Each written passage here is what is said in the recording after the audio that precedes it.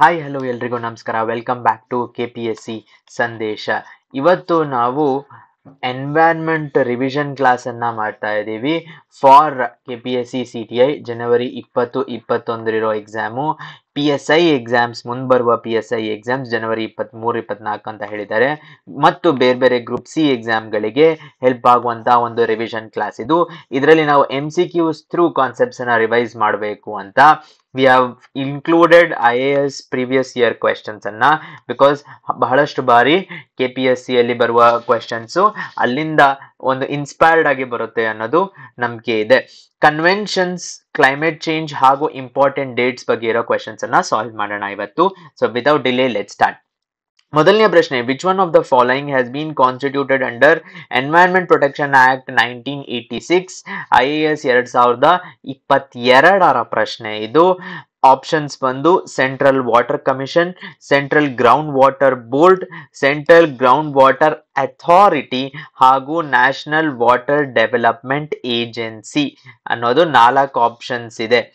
ಇದರಲ್ಲಿ ನೀವು ಸರಿಯಾದ ಉತ್ತರ 2ರಲ್ಲಿ ಕನ್ಫ್ಯೂಷನ್ ಆಗುತ್ತೆ, ಸೆಂಟ್ರಲ್ ಗ್ರೌಂಡ್ ವಾಟರ್ ಬೋರ್ಡ್ ಹಾಗೂ central ground water authority.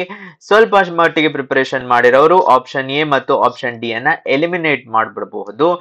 Option C central ground water authority was constituted under Environment Protection Act. C is the right answer. ಇಲ್ಲಿ ನೋಡಬಹುದು ನೀವು, ಇದು official website central ground water authority. ಇದು ministry of Jal Shakti, that is department of water resources ಇಂದ under ಬರುವಂತದ್ದು. ಇದರಲ್ಲಿ ಏನ್ ಕೊಟ್ಟಿದ್ದಾರೆ ಅಬೌಟ್ ಅಲ್ಲಿ ಅಂದ್ರೆ, has been constituted under section 3 of the environment protection act 1986. So ಇದನ್ನ ನಾವೊಂದು ಸ್ಟ್ಯಾಟ್ಯೂಟರಿ ಬಾಡಿ ಅಂತ ಕರಿಬಹುದು, ಯಾಕಂದ್ರೆ ಒಂದು ಆಕ್ಟ್ ಥ್ರೂ ಎಸ್ಟಾಬ್ಲಿಷ್ ಆಗಿರೋದು. So right answer CGWA. Next ಪ್ರಶ್ನೆ, invasive species specialist group that develops global invasive species database belongs to which one of the following organisations? ಈ organisations ಅಲ್ಲಿ ಇನ್ವೇಸಿವ್ ಸ್ಪೀಶೀಸ್ ಸ್ಪೆಷಲಿಸ್ಟ್ ಗ್ರೂಪ್ ಯಾವುದಕ್ಕೆ ಸೇರುತ್ತೆ ಅಂತ ಮತ್ತೆ ಇದು IAS 2022ರಲ್ಲಿ ಬಂದಂತ ಪ್ರಶ್ನೆ. So first option International union for conservation of Nature, the United Nations Environment Programme, United Nations World Commission for Environment and Development ಹಾಗೂ WWF that is World Wide Fund for Nature ಅನ್ನೋ options ಇದಾವೆ. ಇಲ್ಲಿ ನೋಡ್ಬೇಕು ನೀವು, ಯಾವಾಗ್ಲೂ species related ಅಂತ ಬಂದಾಗ ಒಂದು ಇನ್ಸ್ಟಿಟ್ಯೂಟ್ ಸ್ಟ್ಯಾಂಡ್ ಔಟ್ ಆಗುತ್ತೆ, ದಟ್ ಈಸ್ IUCN. ಯಾಕೆ ಅಂದ್ರೆ ಇವರು ಇನ್ವೇಸಿವ್ ಸ್ಪೀಶೀಸಿನ ಬರೀ ಇನ್ವೇಸಿವ್ ಸ್ಪೀಶೀಸ್ ಅಂತಲ್ಲ, ಬಹಳಷ್ಟು ಸ್ಪೀಶೀಸಿನ ಡೇಟಾ ಬೇಸ್ ಅನ್ನ ಮೇಂಟೈನ್ ಮಾಡ್ತಾರೆ IUCN ಅವರು.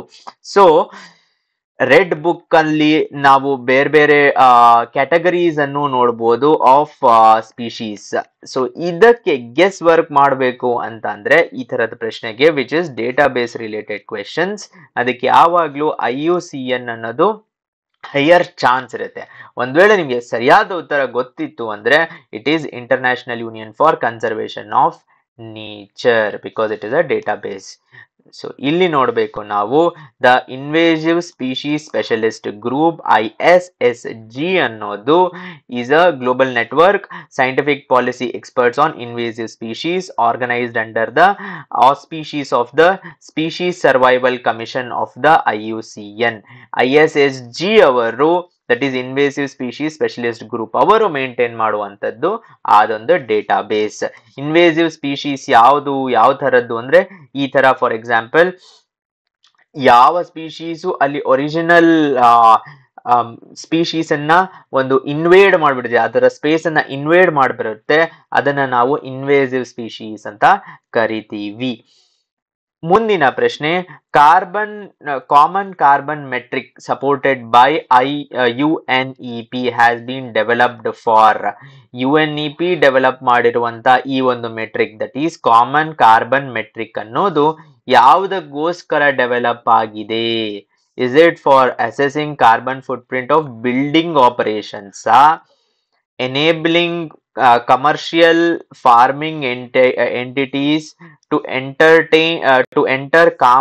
carbon emission trading, ಅಥವಾ enabling governments to assess the overall carbon footprint caused by their countries.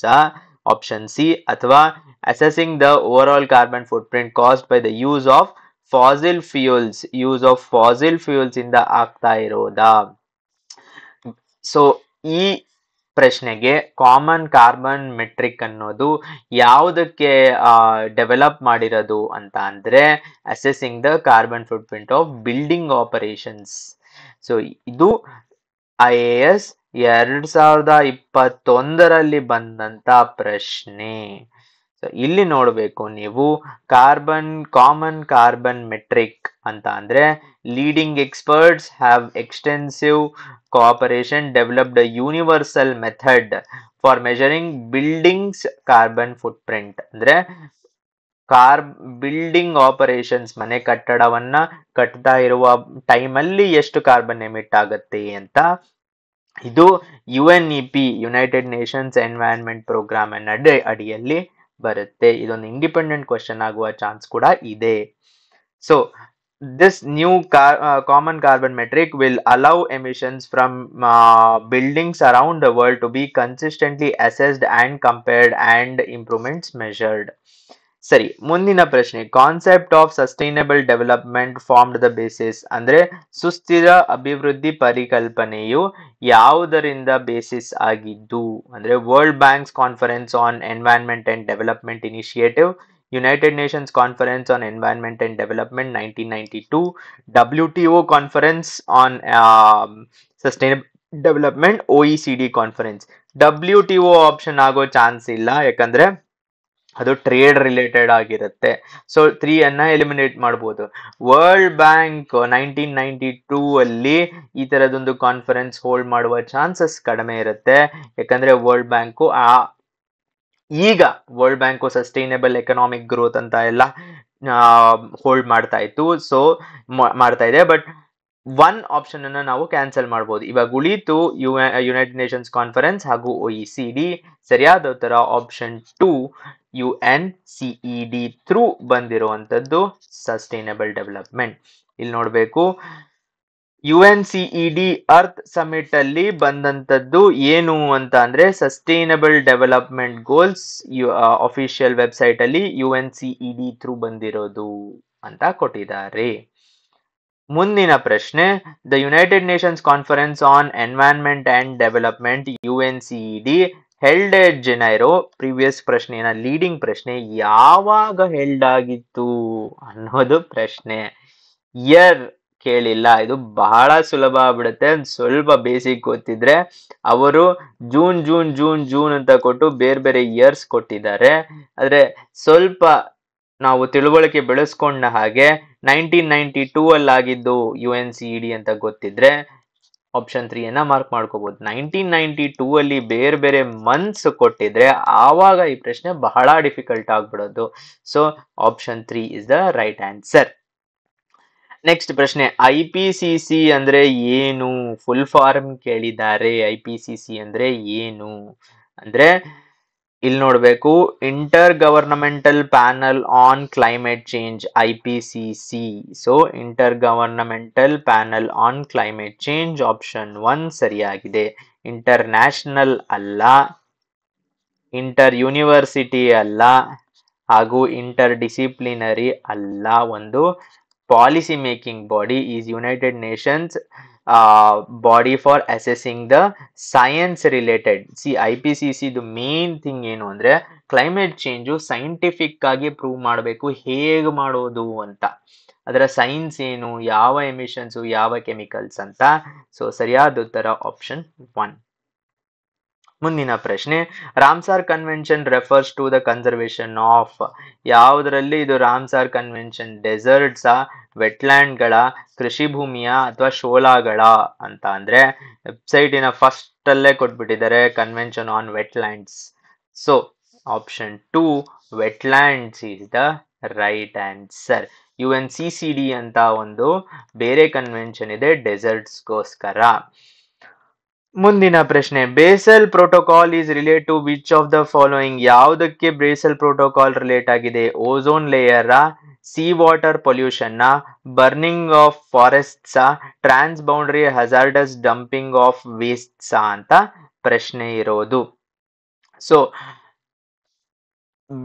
Basal convention ಇದು, ಇದರ official logo Basel convention, agreement on wastes, trans boundary movement of hazardous waste. ಯಾಕೆ ಅಂದ್ರೆ ಅಭಿವೃದ್ಧಿತ ದೇಶಗಳು, developed countries ಒಂದು ಅವರಲ್ಲಿ develop ಆದ ಒಂದು ಹಜಾರ್ಡಸ್ ವೇಸ್ಟ್, ಫಾರ್ ಎಕ್ಸಾಂಪಲ್ ಬೇರೆ ಬೇರೆ ತರದ ಕೆಮಿಕಲ್ಸ್ ಎಮಿಟ್ ಮಾಡುವಂತ ವೇಸ್ಟ್ಸ್ ಅನ್ನ ಬೇರೆ ಕಂಟ್ರಿಗೆ ಹೋಗಿ ಡಂಪ್ ಮಾಡಿದ್ರೆ ಅಲ್ಲಿ ಜನರಿಗೆ ತೊಂದರೆ ಆಗತ್ತೆ.